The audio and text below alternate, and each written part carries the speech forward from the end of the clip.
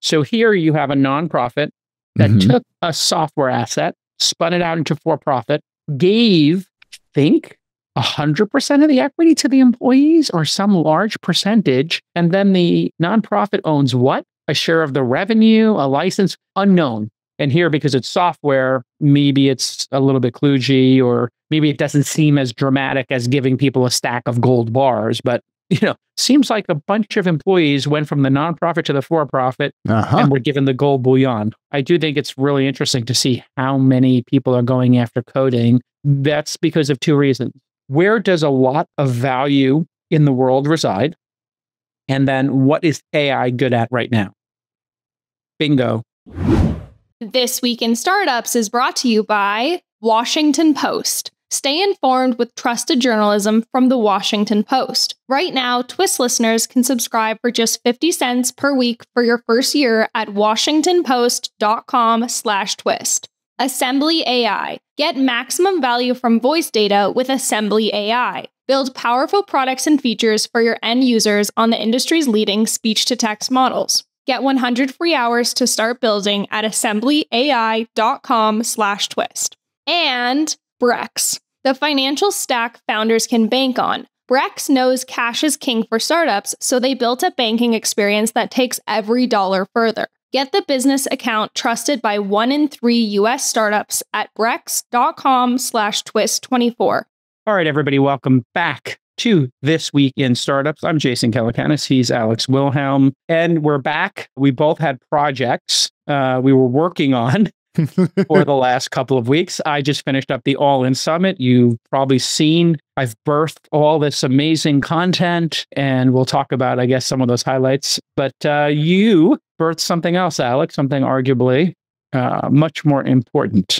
Well, I didn't birth anything, to be clear. I walked around and brought people snacks and so forth. But yeah, we had our second kid, and everyone is healthy and home, and we are right back, Jason, in the thick of newborn life. And I had forgotten how great and hard newborns are. It's great because you put them down and they don't move, unlike a toddler. But then they don't have a concept of day and night, which is not good. So, yeah. They have a concept of calories running out and needing to attach to mom and get that next calorie fix. And also how to get out from a milk, a coma. Yes. Then it wears off and they're screaming. It's like milk addiction, now that you put it like that. It's kind of like dealing with a really teeny little drug addict who wants one thing. The good news, though, is our new daughter is incredibly, she's perfect in every way. So that it's been edifying, challenging. And I bring all that up, friends, because I'm back and we're going to be easing back into more live news. So make sure that you've subscribed on YouTube, hit the bell, all that good stuff, because we are going to be back in form on the All In Summit, though, Jason. I was really... Well, and by the way, how's mom doing? Mom's doing great. Mom's doing great. Yeah, everyone's healthy and all things are nominal. They are inside the house on the couch right now, all cuddled up while I'm out in the shed. I like how he's like nominal, all systems nominal, like he's launching a rocket. It hasn't blown up yet. How many SpaceX YouTube lives have I seen? Turns out the answer is most of them. Correct. Well, just I have two pieces of advice for you. Night nurse. They go together. It's really one piece of advice. It's 2 words. I know how much you make. You're doing okay. Family's good. Just splurge on a night nurse once in a while. My Lord. That is expensive, but worth it. All right. I want to talk about All In Summit, though. Before we do our thing, I just want to quickly double click on this. I'm catching up. I got to see a little bit of the Friedberg Sergey chat. I know Benioff swung by, and JD, I think, also swung by. JD the Hens, Travis. How'd it go? So this is the 3rd year. In the first year, nobody wanted to do it. I dragged them kicking and screaming. I said, I think there's an audience for this. And we had 800 people come. And it was a lot of scholarships, low price $500 tickets for up and comers. And some people paid full fare, which I think at the time was maybe $5,000. And then last year I had Friedberg take over all the content. Now we all reach out to our specific speakers and then I did the parties. And this year I focused just on my performance as the moderator and the master of ceremonies, as it were. And felt actually really good about that. It's the first time I wasn't on stage thinking about the lunch, the dinner flow, and all that kind of stuff. And so felt like I was able to give a good performance, ask tough questions. It's a little bit strange, and we'll talk about it today, because I'm a journalist by trade. I like to ask hard questions, and I have this concept of a follow-up question, which I'll deploy. It's a very strategic thing, Alex, that you can use. I'll teach you this master Jedi trick. Please. If the subject doesn't answer, you take another swing at it, right? You take the lightsaber doesn't go back on the belt. You keep swinging, and sometimes you ask the second or third time, you get the actual answer to the question. So it's a different type of event. It's not adversarial. It's very conversational. But then I also try to push people because I know the audience wants certain questions asked. They want a little bit of drama and, getting to the hard questions. So JD Vance was great. He's super impressive. You might disagree with his politics. I disagree with him on a lot of things, whether it's January 6th or taking away a woman's right to choose and the national abortion ban that he was a proponent of.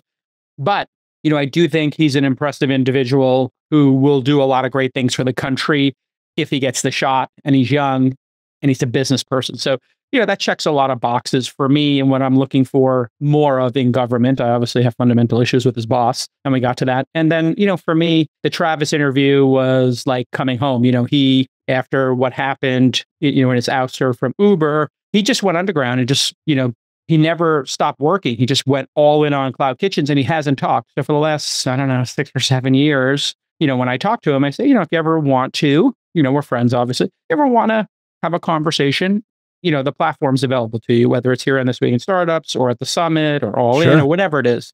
Yeah. An event he hosts, whatever. And this year, we were wakeboarding and hanging out. And I said, is this the year? And he said, I think it might be. Day before, he says, I'll do it. And I was like, great. So we didn't announce him. We didn't announce Sergey. Sergey was coming to the event. We're obviously friendly. And he's been working too. Yeah. People don't know, but he's going to work every day. And I had dinner with him a couple of weeks ago, and he was talking about work. And he was late to our dinner because his meeting went over. Yeah. And I was like, dude, come on, man. You can't be late. But the great news is, he's super highly engaged. We didn't announce him. So when he came out, the audience roared for both of them. And it was very touching, because I think there's been a pretty adversarial, press corps for the last couple of years. In a lot of cases for good reason. In a lot of cases, I think it's a little bit over the top. It might be link baity. I think they both felt like the audience wanted to hear from them. And so that to me on a personal level, interpersonal level, like Sergey was taken back. He didn't think anybody would remember who he was. Oh. The audience roared. Yeah. And then the audience roared at Travis. So I felt very nice about that because they're humans and we all want to be loved and have our opinions valued. So anyway, it was a great time. We had a fun time and it wasn't as exhausting as it normally is for me. Well, I mean, you stopped doing 3 jobs at once at a major event, and you and I, having both worked putting on major events, know that there is plenty of work to go around. It's hard to do more than one set of tasks. But on the follow-up question and then the adversarial journalism point, I wonder what percentage of media criticism is stan culture and fandom being shocked that someone might push back against someone that they idolize or want to hold up. Because in journalism, if I say, Jason, blah, blah, blah, blah, blah, and you don't answer me and I ask again, that's standard give and take. But if you're a pop star stan or something similar, you might view that as I'm being rude or, harshing their buzz or something. That's standard give and take. That's the roly-poly of commentary. So absolutely. And you and I are, I think the reason we get along is because we call balls and strikes and we're kind of old school classic journalists. And then there's advocacy journalism on one side, which is kind of weird to call it advocacy journalism, we just call it opinion.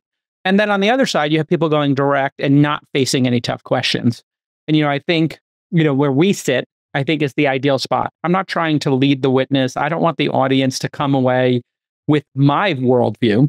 Right. I want to ask the question. Like I asked JD, would you certify the election? And he's like, there's a lot of things. Would you have certified it? Yes or no? And then I asked him, I said, listen, I'm going to ask you a third time. And that's my little device to let people know that I'm not going to stop and that the audience also knows that we're here on the third one. And he said, listen, I would have not signed it, basically. That gives you a lot of information. I'm not telling you should vote for either party. I just want you to have information. That's the first clip I saw from the All In Summit. All over my my Reddit feed was people discussing that particular comment from him.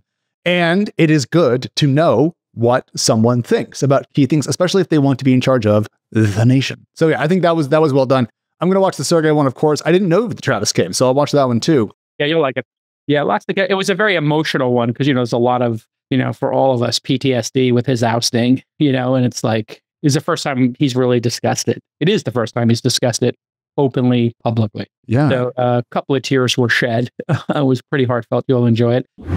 Twist is doubling down on news this year. Me and Alex, man, we are reading the news. We're bringing it to you. We're giving you our opinion. You know how we stay sharp? The exceptional journalism done by the Washington Post. All of their great national news coverage, politics, obviously it's in Washington. But you know what they do a great job on? Tech and business. They crush it. Its For You newsletter is a daily personalized roundup of the stories that you care about most. And they've got great reporters like Drew Harwell going deep on AI. The Washington Post is going to help you broaden your perspective. You're going to get really smart going deep on the technologies and topics that you care about. And you know what? I'm an audio lover. You can listen to the articles there in addition to reading them, which is great for me when I'm driving or I'm working and I want to have something on in the background or I'm on the treadmill. So here's your call to action. With the election rapidly approaching, now is the time to sign up for the Washington Post. Go to washingtonpost.com/twist to subscribe for just 50 cents per week for the first year. $26 a year. What a deal. That's 80% better than their typical offer. So this truly is a steal. They want to get young people and technology people understanding how great their coverage is. washingtonpost.com/twist. Go ahead and support them for supporting This Week in Startups and get all that great content in your email box, on your phone. Subscribe, 50 cents per week. washingtonpost.com/twist.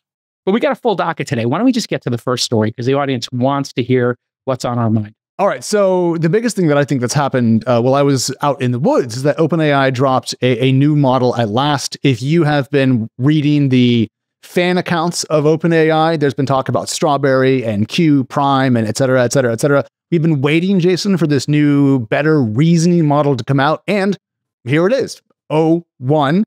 I have been reading lots of commentary, analysis about this. Overall, I'm pretty impressed. We'll get into in a second how it works, but I'm curious, just from what you've read, has OpenAI moved the state of the art forward? Yeah, I mean, we are in an incremental game right now where it reminds me of the early days of, the iPhone and smartphones, where it's like Christmas every 3 to 6 months. A new app comes out and it's Twitter, it's Foursquare, it's a flashlight, whatever it is, Spotify, the YouTube app comes out. It's just, this is Christmas for tech people. Yes. And so I do think this reasoning is something that I've heard Sam talk a lot about. Hey, we need to get more reasoning going. And then there was an announcement by Google as well that they had released some data integrity solutions where it's an open source project to kind of check the work, check people's path, check people's statistics and stuff like that. And it was reducing hallucinations by 60%. This is all to say, the car's on the road. It doesn't feel safe. It feels like you're in an experimental plane or an experimental vehicle. Sure.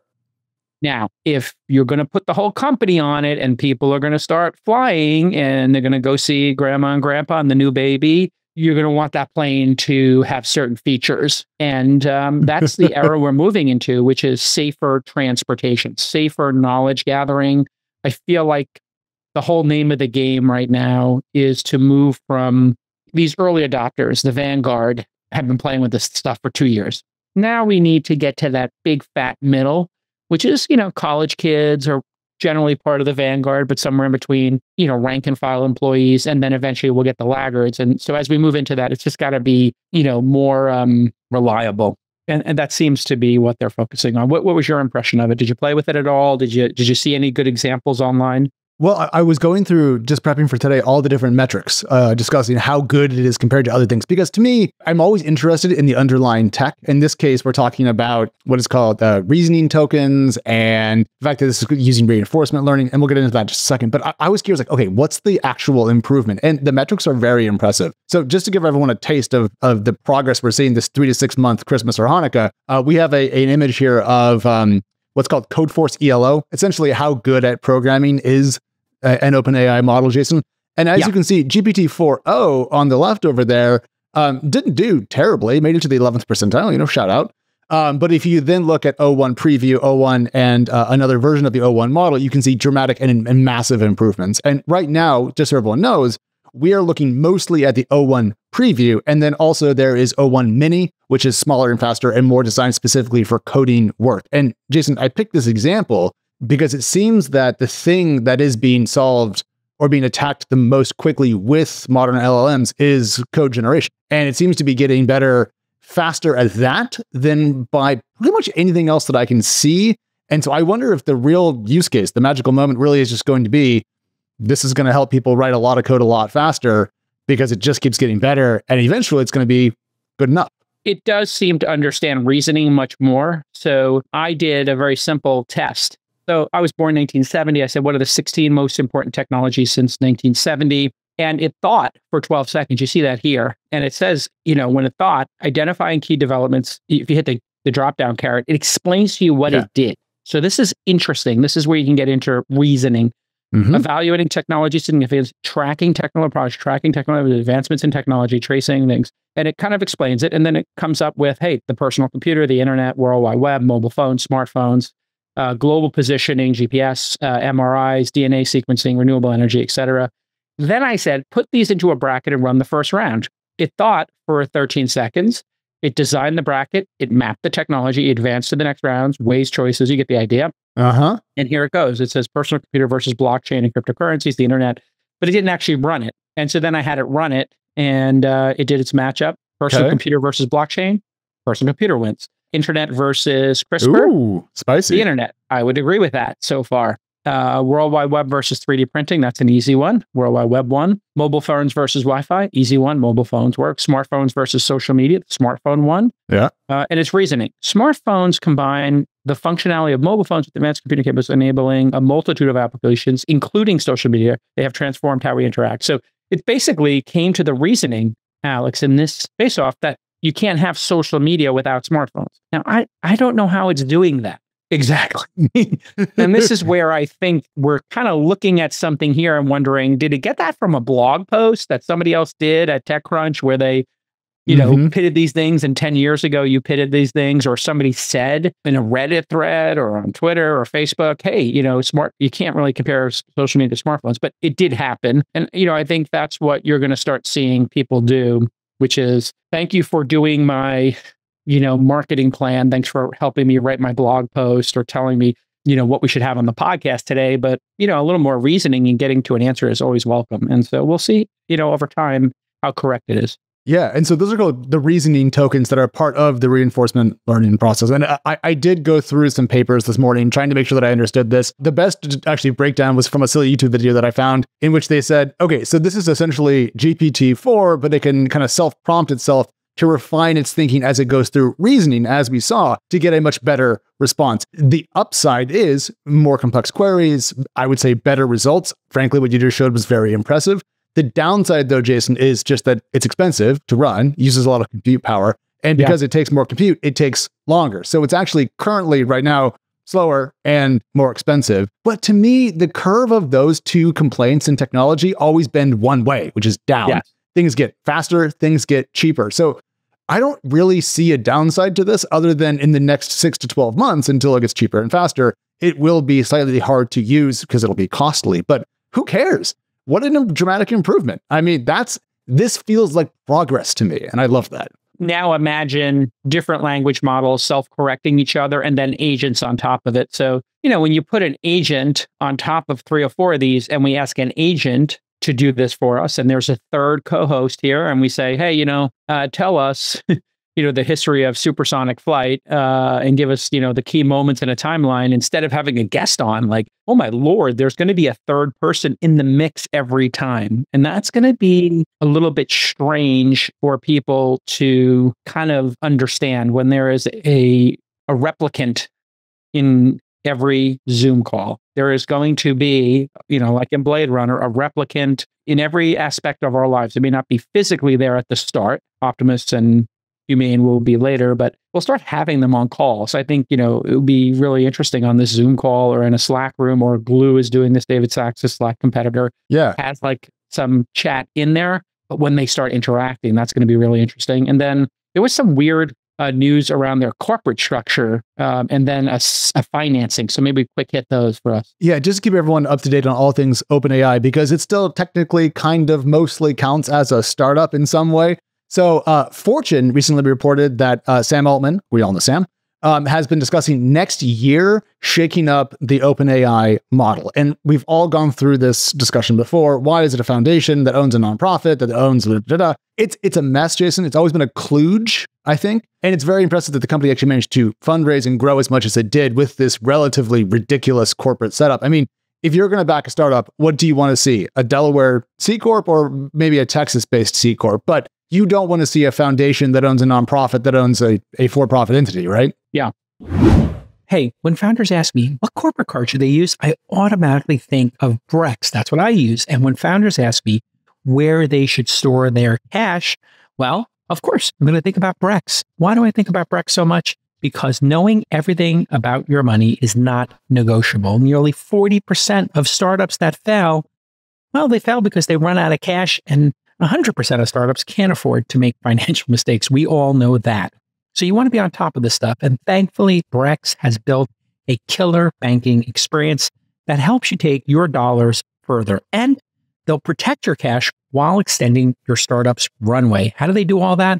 Well, they offer the best parts of what you need: checking, treasury, FDIC insurance, and they do this all in a single powerhouse account. If you need the best because you are onto something big, well, Brex's banking solution is going to get you 20 times the standard FDIC protection through program banks and industry-leading yield on your cash and the ability to send money worldwide at lightning speed, which, given how global everything is now, is super important. So Brex is used by 1 in every 3 US startups, as you know, because you go out to dinner with other founders and we talk about it. So go get the financial stack that founders trust at brex.com/twist24. Brex, BREX.com/TWIST24. I think where we're at right now is going to be more lawsuits and eventually the IRS and the government doing a full, exam of what happened here, because there is this discussion of, and I was talking on a private chat about this, with some high profile people. And I just said to myself, well, what if you did this and you had physical assets, right? So here you have a nonprofit that took a software asset, spun it out into for-profit, gave, think, 100% of the equity to the employees or some large percentage. And then the nonprofit owns what? A share of the revenue, a license, unknown. Okay, now let's do it again. You and I start a startup. Okay. It's going to be for real estate. And we decide we're going to build a bunch of Airbnb, small, tiny homes on a ranch, let's say, hypothetically. And then we get all these people to donate, and they get to get tax donations against their gains. Maybe you and I have some gains. We donate it. We get the tax gain, and then we spin it out. And then you and I become employees of the spin out and get equity in it. Yeah. After it's appreciated in value, but we didn't take the risk. Like, this seems like a really good playbook for venture. And in that case, if you donated the actual physical assets, how do you justify that? And here, because it's software, maybe it's a little bit kludgy, or maybe it doesn't seem as dramatic as giving people a stack of gold bars. But, seems like a bunch of employees went from the nonprofit to the for-profit and were given the gold bullion. And I wonder what the nonprofit got. It could be the nonprofit has 90% ownership, 90% of the profits, and this for-profit thing is just transient, but it seems like the opposite from the outside. Yeah, what's the incentive to give the nonprofit most of the upside? There's a lot of investors who are putting money into this company, and Reuters said very recently that as OpenAI looks to raise, I think they said $6.5 billion more at a up to $150 billion valuation, everybody's a little bit tired of warrants and foundations and strange org. Have you ever seen a Chinese company go public in the US, and then in the F1 filing, they have that diagram of ownership, and there's like 74 entities? That's what OpenAI feels like, and it's too clever for its own good. So, I don't want to get into is OpenAI, betraying its early vision and manifesto and so forth, because that's in the past, and let people who are there fight that out. But I wonder, Jason, and this is not cynical of me, if it's just going to be much better for OpenAI to be a regular company and not this Frankenstein hybrid. I love the good vibes behind it, but has it really helped? Yeah, No? I mean, it does seem like a bait and switch, and here we are. So, you know, I'm kind of tired of talking about it. I'm interested to see it resolved. Yes. And as a capitalist, I'd like to understand the playbook. If somebody could write the playbook, I'd actually like to know the attorneys working on it. So let me start there. If anybody knows which attorneys are doing the work for OpenAI, can somebody just leak that to me? My DMs are open. My email for life is jason@calacanis.com. Just tell us who are the attorneys doing this? Because I want to know what they're thinking, right? And also what their specialty is. Because if they are like, you know, if they're IP lawyers, tells you a lot. If they are M&A lawyers, tells you a lot. So I'm curious if they have a specialty that would tell us what they're heads down on. But I wanted to put this to you because I've been mulling on this $150 billion number for a long time. So the information reported that OpenAI is considering subscriptions of up to $2,000 a month. To me, what that sounds like is if you want access to the new model for your company, you're going to pay $25K a year. That seems reasonable enough. That's not crazy.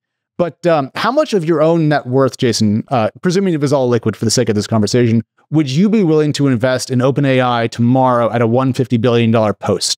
0. Wow. Okay. Yeah. Tell me why. There's so much potential downside here that there are other ways to place the bet that don't have the downside. Now, while they are the category leader, they're being priced like the category leader. So, hey, let's say it becomes $1 trillion company and you made 6 times your money. Congratulations, 7 times your money, something like that. Yeah. You know, I think you could play other angles here, whether it's Google, Amazon, Apple, Facebook, and maybe get the same result without the downside and the risk in it.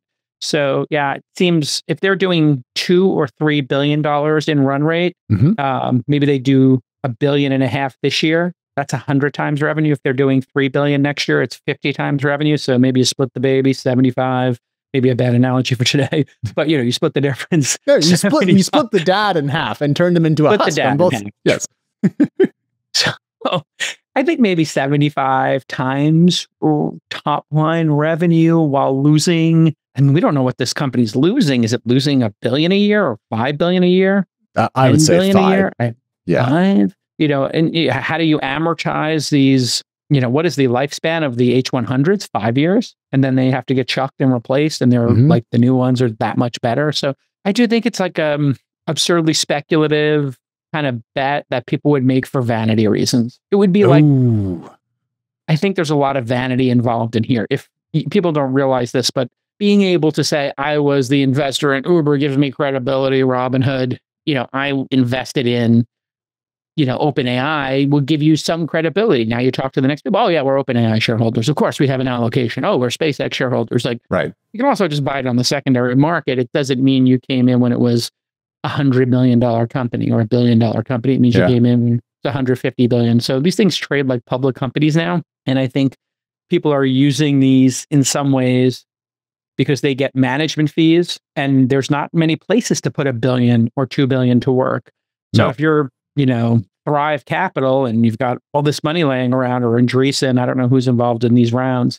I know Thrive had done it before, Josh Kushner's company. Like, okay, well, he's getting management fees on the $2 billion he put in there. He's getting carry. So you put $1 billion into something. If it only doubles, only you get 20%. It's $200 million. So for the capital allocator, there's no downside, like literally no downside. And you get the fees on $1 billion of 10%. So you're making $100 million in fees. You net that out. You get that now guaranteed. If it becomes worth 2 or 3 times, you get that $400 million carry. And, you know, your LPs would have been better off putting the money into Facebook and being liquid for the next 10 years. So, yeah, I think the vanity point's super huge. I think people really often want to be seen in the best companies in the best rounds. It's brand building for the venture capital firm. And the other thing that I would say, Jason, is if I'm an LP and I give Thrive Capital money and they put it into OpenAI and I don't get the return that I expected out of it, it's a bit like the old adage about no one gets fired for buying IBM. You probably won't get in that much trouble with your LPs for buying into OpenAI because, of course, you were trying to buy into OpenAI. Why wouldn't you? So I wonder if it also de-risks the reputational hit of a less than performing fund if you put a lot of the capital into what people expect is going to be the next Microsoft.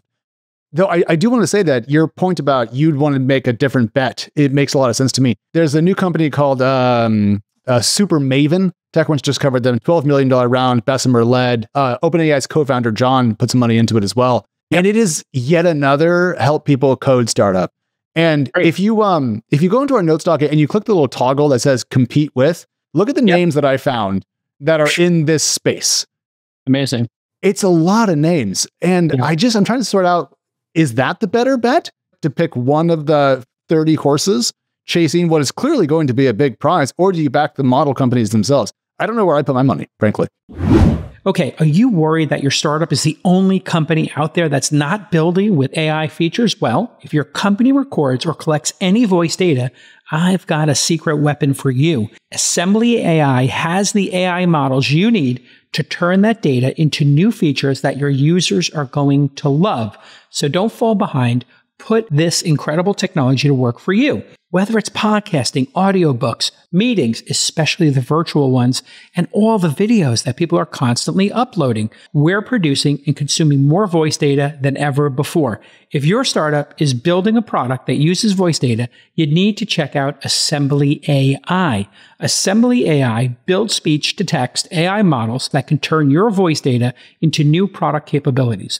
All you need is voice data and a few lines of code. For example, Veed.io makes video editing tools that generate captions. That's what you see on all the This Week in Startups clips. That wouldn't be possible without AssemblyAI crunching the audio data. AssemblyAI's speech-to-text models are simple, accurate, and fast, and they've got the industry's lowest word error rate, 30% fewer hallucinations. If you want to put your audio data to work and build powerful AI experiences for your customers, head to assemblyai.com/twist and get 100 hours for free and join over 200,000 developers who are building amazing apps with voice data. Go to assemblyai.com/twist today. If you had $1 billion to invest, it would be more work to put 50 million into each of these 20. I think you would net out with a better result. To, play the index. Now it's a lot of work. And this is where, GP dynamics, the general partners at firms come into play. Place one bet, go back to Malibu, meet with the founder every month for an hour. You're done. $1 billion put to work. What we do, what Y Combinator does, what David does at Techstars, we do 100 new investments a year. Obviously, by statistics, 80 are going to struggle and die in the first 3, and then you do it every year. Your whole life becomes people sending you desperate emails. God, we got to save the company. Nothing's working. And, we're basically in hospice care with 80% of the portfolio at any given point in time. And that's a really tough life. Whereas other people have the other tough life of a general partner, watching public markets go up and down every day and having your LPs call you, what's going on with Apple? Why is NVIDIA not doubling? Why are you in this? And then you're dealing with, having to get up at 6 a.m. on the West Coast to deal with the markets, or 5 a.m. every day. Yeah. So you pick your poison. And I do think it's really interesting to see how many people are going after coding. That's because of 2 reasons. Where does a lot of value in the world reside? And then what is AI good at right now? Bingo. I don't know if there's a better category than developers, lawyers, accountants, right? And we have a great company, TaxGPT, that went through our programs, then went to YC, and they're getting a lot of attention. A lot of the legal AI startups, because those are constrained data sets that can be mastered by AI without hallucinations quicker than other things. And then those professions get paid $50 to $1,000 an hour. Yeah. Therefore, if you make them 10% faster, it goes really well. I mean, 10% faster. I mean, I flip it around a little bit, and I'm thinking about, what if you need 50% fewer developers? I mean, what is the biggest line item at companies that build software? It's humans. Well, and cloud credits, but whatever. I am really curious about what this technology is going to do to the arc of the number of developers. There's 2 ways it could go. One is the number of developers goes down because we don't need as many of them, or the number of developers goes by 10x because suddenly everyone is one, because they can just run the creation system themselves. It's the latter. And I think the reason is, if you were to think about typing or spreadsheets, the spreadsheets, when they were done physically, there was a person on a drafting desk. Yes. And they had those sheets with cells in it, and they were, writing it, and the accountants were doing it. Oh, we made a mistake, rip it up, start over. And you would go to that room. When I started my career at Land Systems in the 90s, we would go and there'd be a typing pool at the law firm. They still had some electric typers, and then they had word processing units. And then eventually attorneys started using keyboards. But those same attorneys were like, I'm not a secretary. I'm not going to touch a keyboard. That is like, just like we might be like, I'm not going to write code, get a developer for that. No, it's just like, I'll write code. It's not that hard. And so, yeah. So, I mean, but in your analogy, though, then writing code is going to eventually become something that is both considered to be menial, humdrum, and low skill. Like, typing is a skill for sure, especially back in the days of typewriters, because you can't do what I do, which is just spray typos all over the screen. I'm very excited about seeing which of these startups from the great group of them that are working on this does come out as the winner. Let's make sure we make that a category on the Twist 500, like specifically absolutely AI for devs, because that's like worth tracking. I was thinking that this is kind of under the static team size and AI meets reality. Because one thing we did talk about a couple months ago was, hey, not every enterprise generative AI software service is doing well or meeting up to kind of expectations. But here, I think we're seeing static team size run into AI in a more positive sense in the trend perspective. Like, I do think this is a place people are having impact, and developers, love this stuff. And that's why GitHub Copilot is doing so well. GitLab has one, Amazon has one, and a bunch of startups. So I will make us a new theme to match this. There's a tweet from Michael Seibel that I have been sitting on for a couple of days. And he said, Michael Seibel, of course, formerly head of YC, now just one of the partners over there, someone that I've talked to a bunch. I like him a lot. He said, too many startups and investors are exploring the B2B opportunities with LLMs and not enough are exploring the consumer opportunities. This is the moment consumer founders have been waiting for. And everyone did SaaS, Jason, forever because it worked. Sell out to companies, make a lot of money. Huzzah. Is the generative AI moment, as it is, a catalyst for a new wave of consumer startups like we haven't seen in a while? I'm just curious if you're seeing deal flow along those lines. You are seeing it in the social media apps like Facebook and Twitter having Grok, and I'm seeing people make images inside of Twitter and then post them. You're seeing something similar on Facebook. So I do think the big companies are going to keep adding to it. But yeah, I would like to see more folks look at, say, Yelp and Google, local, and say those services, finding local, vendors, finding local restaurants, coffee shops, now do it with AI. Take anything out there and do it with AI. Now you're in a race versus the incumbent to add AI, but an AI first version of Yelp would be quite interesting.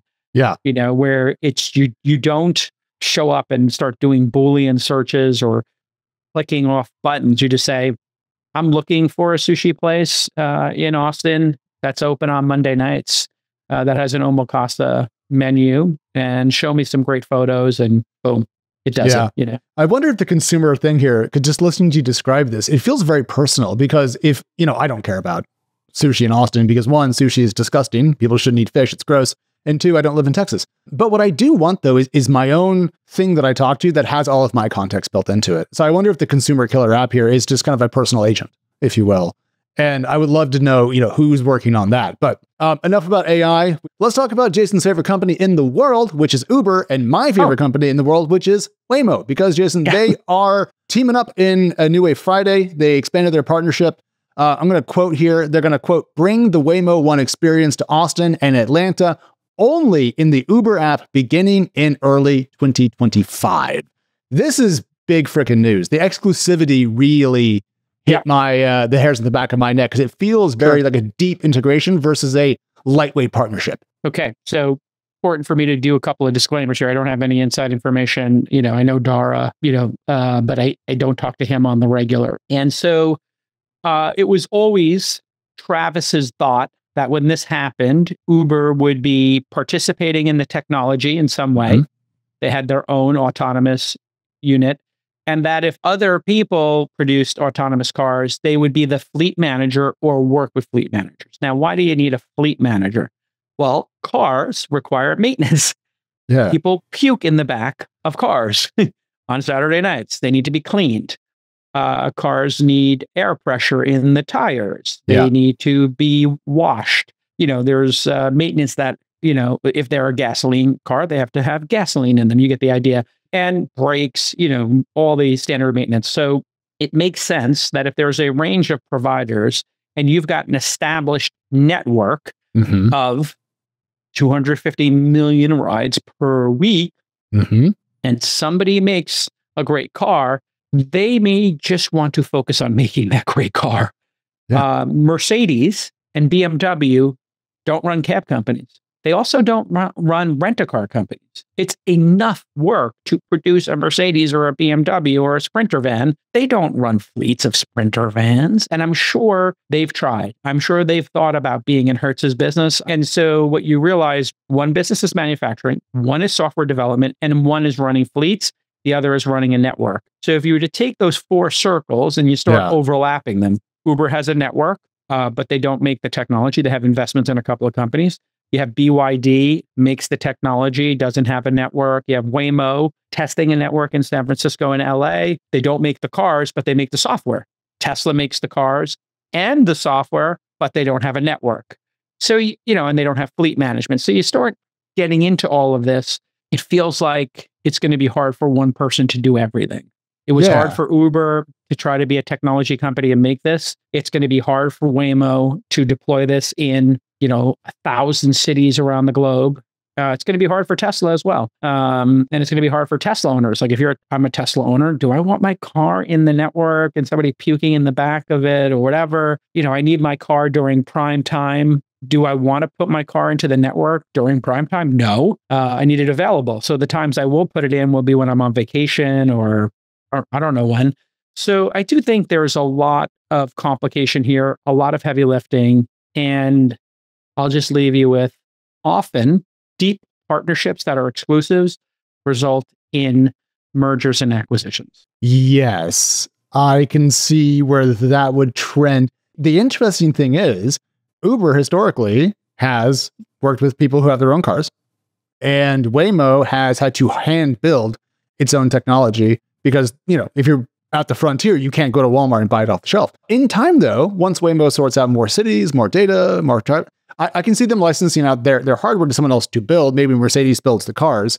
And then, the aggregation of demand stays on Uber's side. But in that division of labor, I think Uber is the fleet provider, which they're not mostly currently right now. And so that would have to be a new competency or cost center, maybe, for Uber. But they're saving. So I can we're not going to end up with the same companies at the end of this, is my point. They're going to look different because they're going to have to start deciding where to play.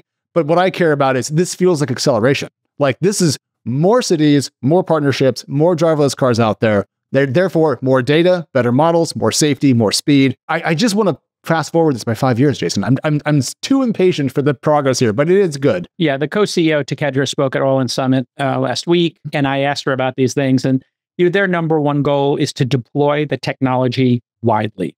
So I said to her, okay, if you want to deploy it largely, why wouldn't you do what Android does, which is open source? She said open source isn't on the table. I said, okay, if you want to deploy it widely, why wouldn't you sell it to car manufacturers? She said, that is on the table. I said, okay. I said, what about partnering with ride-hailing networks? She said, that is on the table. And then this announcement came out on Friday later in the week when the stock went up, 5 or 10% based on it. So I think what we'll see, and to your point, like Uber is not in fleet management right now. There's two possibilities here. One is they work with existing Uber drivers and fleets because there are people who own multiple cars and essentially run fleets now, and they find drivers and have them use their cars. The drivers, if they were, let's say, immigrants, they don't have to worry about insurance, buying the car. They just can drive the car, essentially. And so I think they'll work with the existing fleet managers, and those fleet managers out there will eliminate the drivers because they do work with them already, and they'll just deploy the cars and clean them. If you look at the economics, Uber takes 25%, generally speaking. The driver gets 75%. So I'd love to see the economics of this deal. Let's say they give, Waymo might be very happy to get 50%, 60%, 75% of this and not have to deal with all the other stuff. They could just focus on software, making the cars. And then let's say there's who's going to pay for these cars. Waymo just said they're going to raise $5 billion. Yeah. Uber's a $150 billion company. $5 billion, I think that buys like 50,000 cars. It's a lot of vehicles. Yeah. Yeah. So 50,000 cars, if you start doing back of the envelope math, okay, if they do 10 a week, if they were to do 10 rides, 50,000 is 500,000. If they do 100 rides, that's 5 million. Okay, maybe they could do 300 rides a week each. That would be a lot. Maybe 400 rides a week. So you start to realize that maybe with that $5 billion investment, they can do, 5%, 3% of what Uber's currently doing, which is another way of saying you're now going to need $100 billion in cars. And then somebody's got to manage a fleet of not 50,000 cars, but, 50 million cars, maybe 5 million cars, as this thing grows from less than 1% of people using rideshare into 20%. So if the pie goes 20%, it goes 20x. I mean, we're talking about a large number of vehicles. And even if Tesla's entire fleet was in the network, they might have 7 million cars, I think they've produced to date. Yeah. Let's just say they produce 2 million cars a year and they have all 7 million in the fleet. If they're producing 2 or 3 million cars a year, they would need decades to fulfill the demand. So that's, I guess, the big challenge here is I don't think one company gets there alone. I'm not just talking in my book. I've sold a lot of Uber, before it was public. I still own a lot. I could sell my shares anytime and just buy Google shares or Tesla shares and play the other side. I actually think the pie is going to go from less than 1% to 20% of rides, either induced or replaced.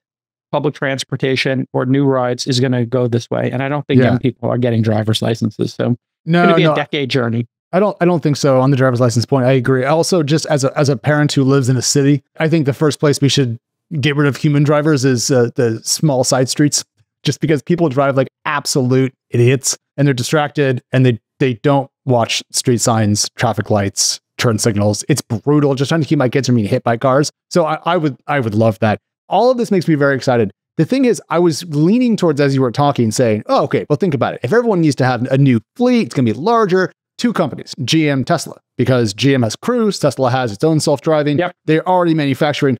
But even them put together can't make enough cars in the near future to come up with the amount of capacity we need for our relatively optimistic view of where this is going.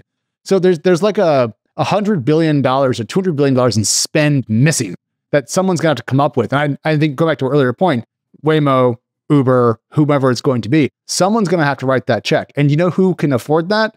The federal government and big tech. That's it.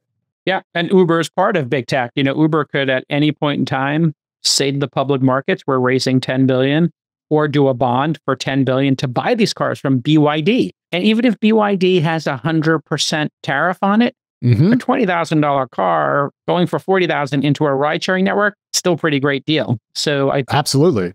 I think that's the thing. People like to think of the world as winners and losers. If we were to look at e-commerce, Amazon and Shopify both crushing it, and then other legacy people, Target, Walmart, still crushing it, Instacart still crushing it, DoorDash, Uber Eats crushing it, Toast crushing it. Toast is crushing it. So I think what we're going to see is, as dynamic as Uber has been and Lyft and DoorDash for the last 10 plus years in terms of our imagination of how the world could change. Yeah. I think that's like the epilogue to the story. The autonomy endgame is upon us. This is the beginning of the autonomy endgame. We will be sitting here in 10 years, and the number of people who have cars is going to have dropped significantly. Old people are going to stop driving completely. This idea that 70-year-olds have to drive, that's done. People over 60 are going to stop driving because they have money and resources. So they're going to move fully autonomous. And then this next generation, our kids, when your kids start, in 15 years driving, my kids in 3 or 4 years and 10 years respectively, they start driving in the next decade. They're not going to drive. No. I mean, I'm going to teach them to, but they're not going to need to learn. And they're certainly not going to spend all their hard-earned cash buying a car. Why would you? It's a depreciating asset that you use 3% of the time. Yeah, totally agree with you. That I'm just giggling because I learned how to drive my dad's F-250 on logging roads in Oregon, big manual V8. And I used to kind of think about, am I going to teach my kids how to use a manual transmission? And wrong question. The question is, will I teach them to drive at all? Because our new daughter's 2 weeks old, which means that she is 16 years away from the legal age of driving in the US. And 16 years is 5 eras in technology. I mean, that's a long way from now. It's a long way from now. Long way. And, there's been, I think Uber is setting itself up to be a platform. They have BYD buying 100,000 cars and putting them out there. They've got Wave AI, they just put money into last week.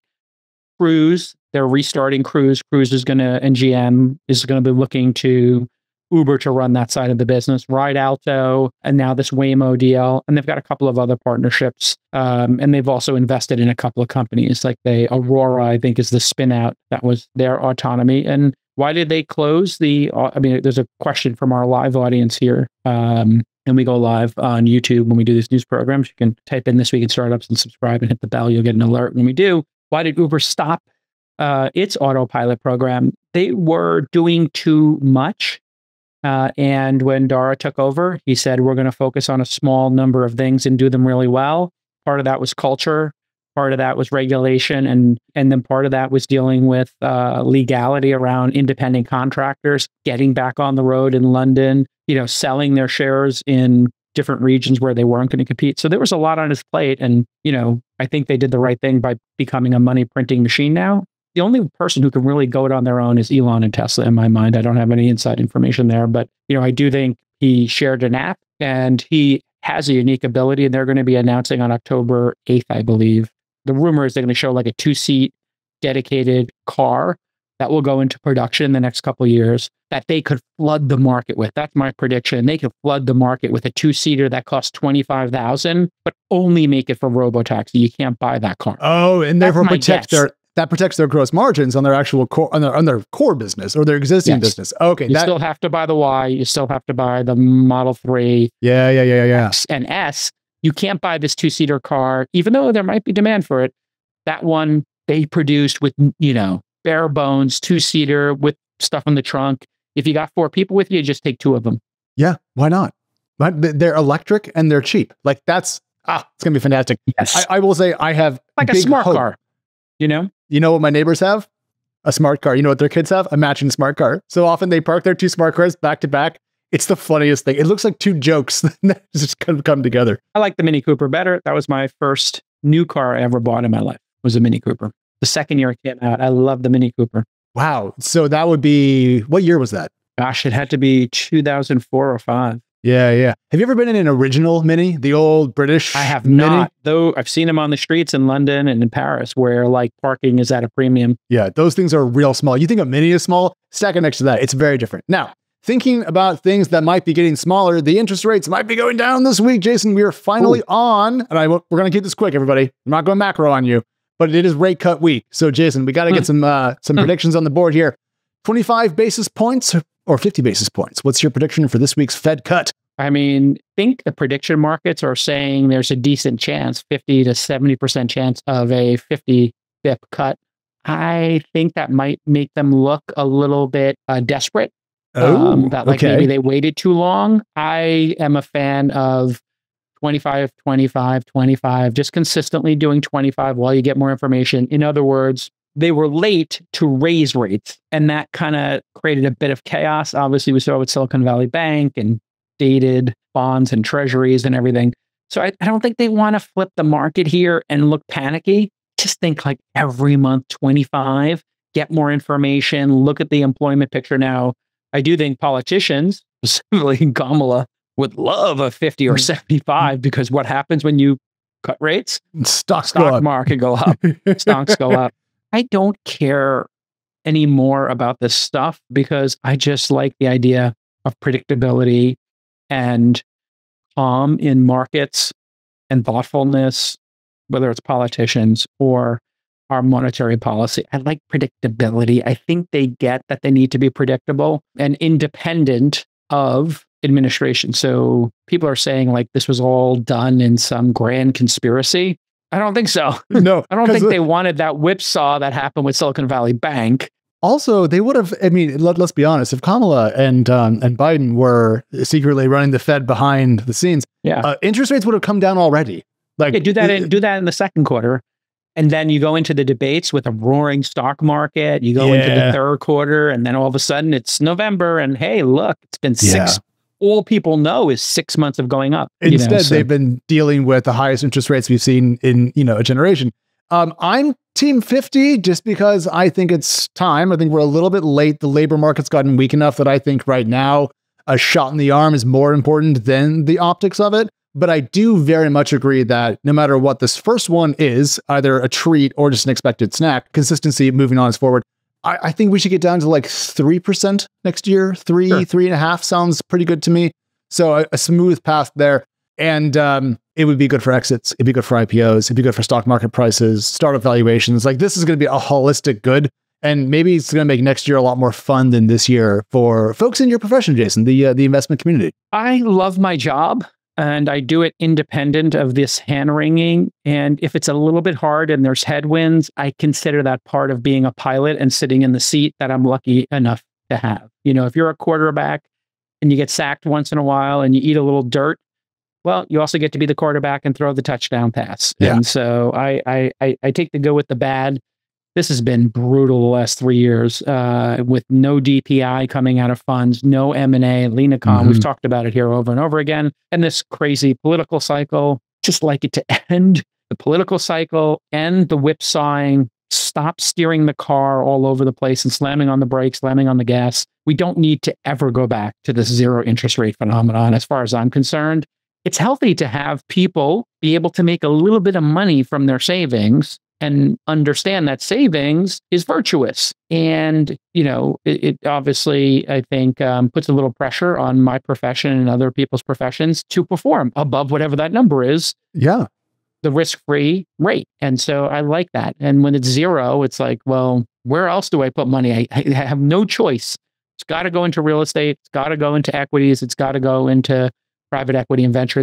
There's nowhere to put it if you don't have that. So let's keep it at 3.5, like you're saying. Let people make a little vig on their money and compete for those dollars, those investments. My favorite email that I get every month is when my money market accounts give me free money.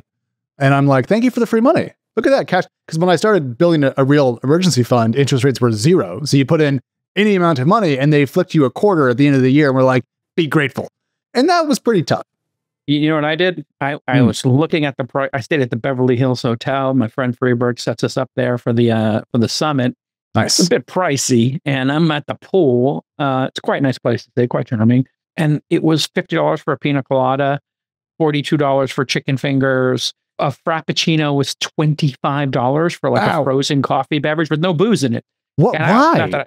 Because. And then I was at Shutters, my favorite hotel to stay in Santa Monica. I moved out when it was on my nickel, not the conferences. I moved to Shutters, which is still a pretty penny, don't get me wrong, but it's like a third of the price. And it's on the beach, my favorite hotel to stay at on the west side. And you know what I did? I ordered Uber Eats for every meal. I didn't order room service once because the room service bill is literally 2 or 3 times the equivalent, and you get better food from Uber Eats. And this was the first time a hotel was not passive aggressive in sending it up. All these other hotels make you come down as punishment for ordering not from the room service menu. And I'm like, can you send it up? Like, can't send it up. You have to come down. I'm like, but you can send me up a shaving toothbrush. kit. Yeah. A toothbrush can come right up. I was like, so like when you stay at like a mid-tier hotel, they won't send it up. And I understand not sending the Uber Eats or DoorDasher into the hotel randomly, but I mean, you got people, valet, and then I give them $5, still cheaper. I get to try all the great restaurants. It was wonderful. So shout out to my Uber Eats and DoorDash. I feel whenever I'm getting charged an insane amount of money for something, I'm like, you have me in some sort of arm twist. Like if I'm at a concert and I need to get a bottle of water, I understand that I'm going to pay $7 for it. And I'm going to be furious, but I'm thirsty. But when there's options, man, I'm not paying $50 for a frozen coffee. That's going to be middle at best. Well, and Travis at the All In Summit, we did release the video. He showed one of the things they're working on with some members of the former autonomy team at Uber went to Cloud Kitchens randomly. They just applied. I guess they got in. And they have this new machine. You fill the machines up, tomatoes, lettuce, chicken, barbecue chicken, steak, and then it does a little swirl. The bowl comes by and it puts everything in the bowl. Then it puts a little sauce on it. And then the bowl goes into a bag. And then the bag comes out the end and it has the label on it. And the driver just picks it up and there's no intervention. So like, you know, these bowls you get in Australia, bowl culture. Yeah. So here it is. We're showing it from the All In Summit, and you can see like they made their own hardware to do all of this, you know, purpose built. Those are the containers. And so this means fresh, healthy food 24 hours a day. And you're going to take out, I don't know, if there was a back order, you could be taking out a half hour of time, right? Because this thing can just churn, and you see how many bays it has there. It looks like some crazy 3D printer, and it's not printing the food, but they 3D printed all these parts to make it. And there goes the cardboard through the machine on a conveyor belt and right into the bag. Boom. So this is coming to Uber Eats soon, and they're going to be able to make you a breakfast bowl, a lunch bowl, a dinner bowl, whatever it is, a salad, and you're done. The folks over at, what's the salad place? Sweet Greens. Sweet Greens. We had the CEO on the pod. Yeah, they also have this technology they're working on. So yeah, Brave New World, autonomy. The autonomy endgame is, I think, what I'm going to dub this theme. Everyone a dev and the autonomy endgame. I got to take notes, everybody, so I don't forget. It's in the show. We got it in the show. We make a lot of content here at Twist, Jason. It's good to have notes. That way I don't have to scrub through my own video. One of my favorite parts about you is that you take notes. That's why you're a great journalist. Obsessive about it, because my brain currently, especially because I have a newborn, is made of Swiss cheese. Baby brain. You gave me an assignment on my first day back, which was, here is a MrBeast leaked production document. It's 37 pages. Summarize that and have it ready to go for the show. So I did. Great. I got to read lots and lots of Jimmy. I honestly, Jason, there's a lot of you in here. It was kind of funny because he's very clear about what kind of person he wants, how he wants them to communicate, and what people should be obsessed with. And also there's a lot of clarity of goals. So if you read this and you want to learn how to make YouTube videos, you will learn how to make YouTube videos. But more, it struck me as how to run a high-performing, mid-sized company that has successive recurring deadlines. Like, this is a company that has to ship by definition because they are producing something that is consumed and then loses value. And there's a lot that I really like. So I'm going to just call a couple things out here. What is the goal of someone joining the MrBeast production organization? It's really simple. One sentence. Your goal here is to make the best YouTube videos. And he goes on about this. He's like, look, we are not Hollywood. We're not trying to be Hollywood. We are trying to be the best at YouTube. That's it. Full stop. So clarity was huge in this document. I really like that. And then, for example, another one, what is the goal of our content? One sentence answer. He goes on, but he says, to excite me. I like it. Yeah. Taste. Well, right? And also, if you are building for everyone, you're building for no one. But if you're building for Jimmy, and his sensibility is, I want something exciting. I want something that's snackable, like a 20-minute or 10-minute thing. Okay. And it's a YouTube thing. And, you know, one of the great things about YouTube is because it came from Google and they took it over so early, it's a metric-driven platform. So you can see how you did in the first 24 hours of a video. You can see when people drop off. And so everything for him, and I've talked to him about this personally. I played cards with him a couple times, and he's a fan of All In Pod, and some of my friends are involved with his business. So he believes like you got to get that first minute right. You got to have a bunch of edits in the first minute. Once you pull people in, then there's like this setup for the next couple of minutes. And it's very much like the 3-act, screenplay in Hollywood. And, these screenplays were kind of built into a science for our generation. They backed into what makes, Silence of the Lambs, Star Wars, pick an iconic movie, Rain Man, into that. And it's like Act 1, Act 2, Act 3, the resolution and the journey and like the problem solving in the middle act and all that great stuff. So he's kind of produced, I guess, a playbook here that really works for him. Now, if you're not doing stunt reality television, I'm not sure this is applicable to every vertical, but it's certainly, there's lessons in there. Any other lessons you took from it, Alex? Well, clarity of how to get good from him. Quote, get rid of Netflix and Hulu and watch tons of YouTube. Like, don't go drink from the pond we're not, fishing in. Only double down on this. I get back to the clarity and focus point. notes in there about communicating, how to communicate inside of an org, go up, then over, don't go over and then up. That way people who have teams know what they're doing. There was a big thing on creativity, saving money, which I think is his way of saying that constraints breed solutions, essentially. Yeah. The example was about Doritos. It's like, if we say we're going to give away $20,000 to the winner of a video, no one cares.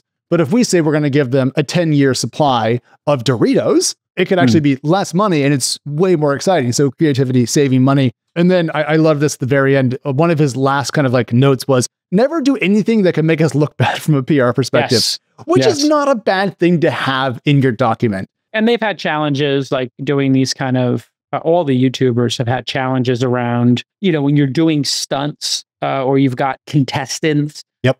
Fear Factor had this issue. Everybody's had this issue. All the reality TV shows, and he's got that reality TV bent. You're going to have a lot of issues. And so I think that's very wise to not do anything that would embarrass the organization. I want to throw one more thing in here, though, now that I'm just thinking about it. This is not a polished doc. There are typos. No. There are, he writes, haha, at one point in time. Like, there's a lot of just it's like he sat down and literally wrote you a letter. And that's, I think, actually why it's very effective, because if it had been McKinsey'd or BCG'd, it would have been impossible to understand. But here is a very quote unquote founder mode document from someone who knows what he wants from his org and how he has gotten historically. And I think that people mistake polish for quality in writing. And I think here we have the inversion of that. The polish is crap. The writing and the actual information transfer, Jason, very high. And so that struck me as impressive. I'm not shocked that he's a smart guy, but he's smart. Yeah, I think this quote is the one that's worth pointing out. You kind of previewed it here, but I'll just put it on the screen for a second. Your goal here is to make the best YouTube videos possible. That's the number one goal of this production company. This actually relates to the Purpose-Driven Church, a famous book where it's like each church has to have one thing they do, not everything. It's not to make the best produced videos, period. Not to make the funniest videos, period. Not to make the best looking videos, period. Not the highest quality videos, ... capital. It's to make the best YouTube capital videos possible. Everything we want will come if we strive for that. Fuji sentence. It sounds obvious, no comma. But after 6 months in the weeds, a lot of people tend to forget what we were actually trying to achieve here. So this is a very almost like somebody transcribed him in a meeting or having a drink after work. And I think this is critical because when you have an organization that gets bigger, you want people to point to something. And, I tell that to folks here at our investment company.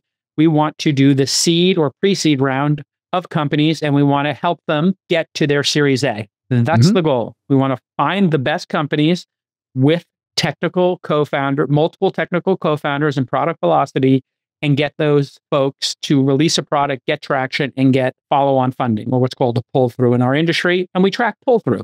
33% of our companies in the first year pull through to another round or so, just ballpark figures here. Sure. And so if they're not pulling through to another person investing at a higher valuation from us, what did we do wrong is what we have to ask ourselves. Did we pick the wrong team, the wrong idea?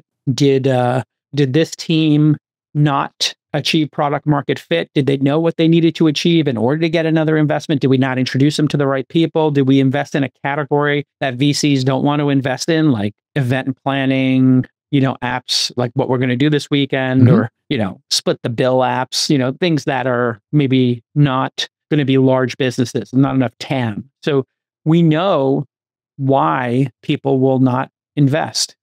The team's not technical. The team doesn't have product velocity. The team doesn't have product market fit. The team is not going after a big enough market. So we should be asking those questions early, and we should be communicating that to the founders. Hey, we're going to have you come to our accelerator. We think the downstream investors are going to think your TAM's too small. What's our strategy there? And then we just hear their answer. Yeah, we're starting with this. It's our beachhead, and then we're going to expand into this larger beachhead, and we're going to go international. And that makes it $1 billion in revenue a year. So, okay, good enough for us. Let's go. Yeah. Clarity of vision. I mean, I would boil down your launch proposal there too. We help the next $10 billion tech companies reach their Series A or whatever. But I think you could probably gel it even more if you were doing a similar document, but just knowing what you're doing. And this is, I think, where we see rot at large companies, because if you think about like what Google does as a company, it does like 55 things. And inside of it, everyone's vying for probably a bit more like self-focused, like progress inside the org versus like the goal, because I don't think you can have 50,000 or 100,000 people sharing the same goal, because you can't coordinate work like that. I would love to learn more about like management and systems theory to understand why big companies end up always looking and feeling and acting the same in ways that I don't appreciate. There's probably something here. There's a whole segue into founder mode. Yeah. Well, but given that you've got a kid right now, I don't recommend you getting into founder mode. You should. Dude, I have 2 founders at my house, and I am the thing that is being moded. Yes. There's a lot of, okay, one little story. Have you seen the cars that children can sit in? They're plastic and they have a handle behind them. You push them around. Yeah, they're like strollers. Yeah, we didn't have one, and now we do, because our nanny's former family outgrew it, so we got it as a hand-me-down. Love hand-me-downs, by the way, as a parent. People give you the best stuff. Anyways, this car is terrible because it has plastic wheels, and Ada demands that I push her around the neighborhood constantly, and it's the loudest thing, and it sucks. So I've been bullied into that by a 2-year-old. So that's what I've been doing. There's one of those that has 2 seats that you'll be doing soon enough, where one's in the front, one's in the back. We had twins.